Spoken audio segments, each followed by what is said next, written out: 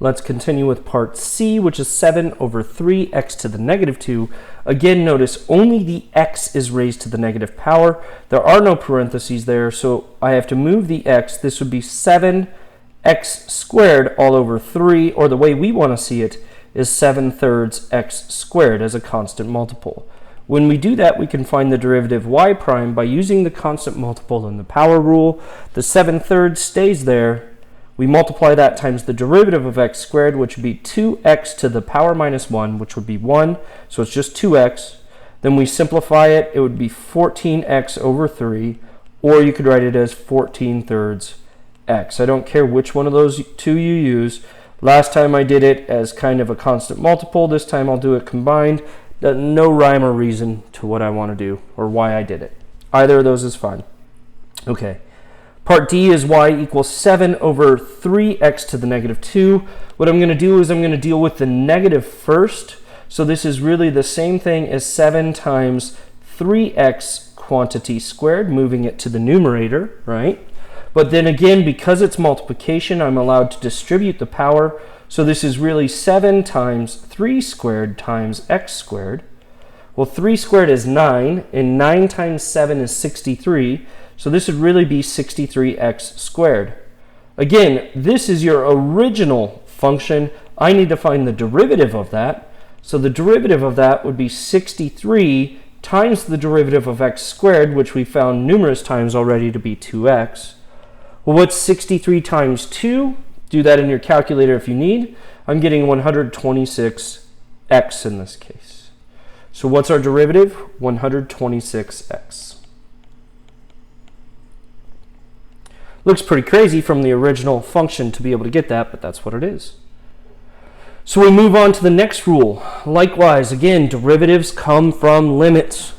We had the limit of the sum as the sum of the limits, and the limit of the difference is the difference of the limits. In other words, what would you do if you had something like 3x squared plus 5x plus 2?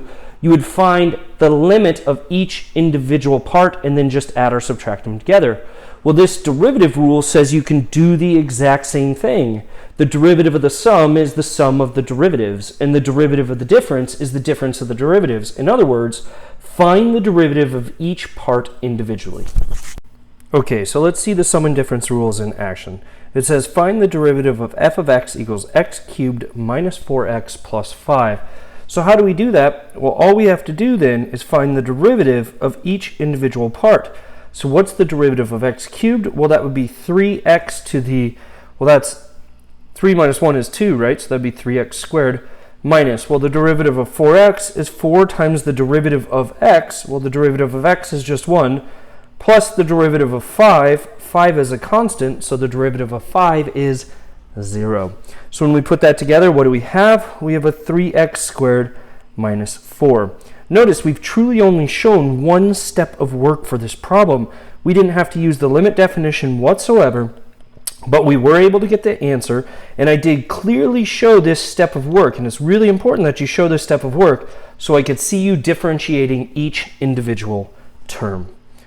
Let's go ahead and look at B here. It says g of x equals negative x to the fourth over 2 plus 3x cubed minus 2x.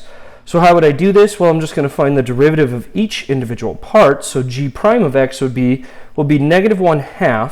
That's the constant multiple there technically, times the derivative of x to the fourth, drop the power, x to the power minus 1 would be 4x cubed, plus 3 times the derivative of x cubed, which we already decided, drop the power, 3x to the power minus 1 would be 2, minus 2 times the derivative of x.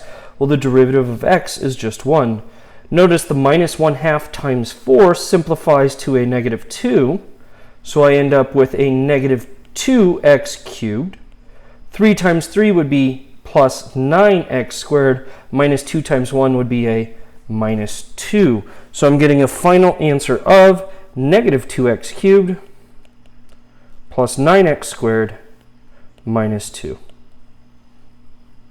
Okay, let's move on to part C together. This one's a really good problem here. This one turns into what would be a test problem. A lot of people here would try using the quotient rule. This is not a rule that you know yet. Several students have already taken calculus and they know what the quotient rule is, the derivative of a quotient.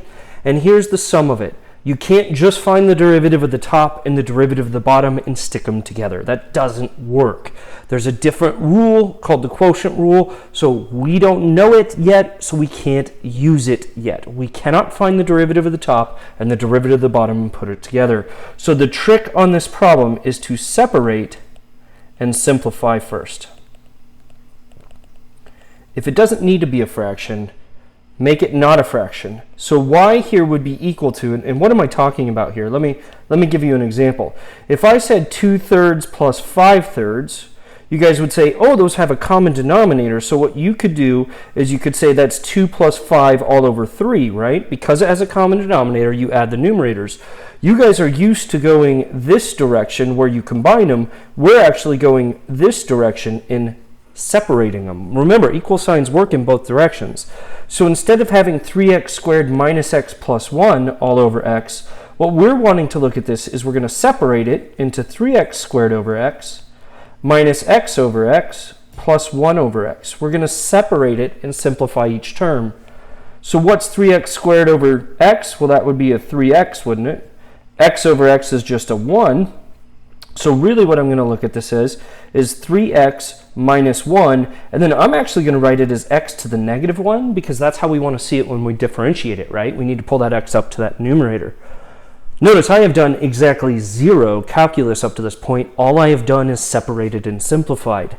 Now I can do my calculus, so this is now called y prime. What's the derivative of 3x? Well, it's 3 times the derivative of x, which is 1. The derivative of negative 1 is just a 0.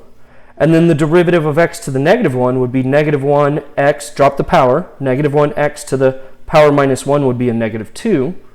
Let's clean that up. I'm getting y prime equals 3 times 1 is 3, minus 0, we don't put that. The last term would be minus 1x to the negative 2. We have to move the x to the denominator, so this would be minus 1 over x squared. So I'm getting 3 minus 1 over x squared. 3 minus 1 over x squared.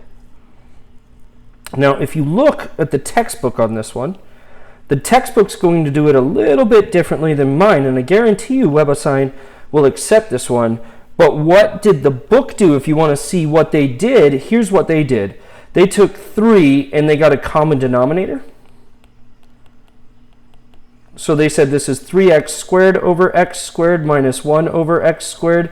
So they said this is 3x squared minus 1 all over x squared. So all the book did was get a common denominator. Getting a common denominator is not necessary in my class. I would have accepted 3 minus 1 over x squared as your final answer.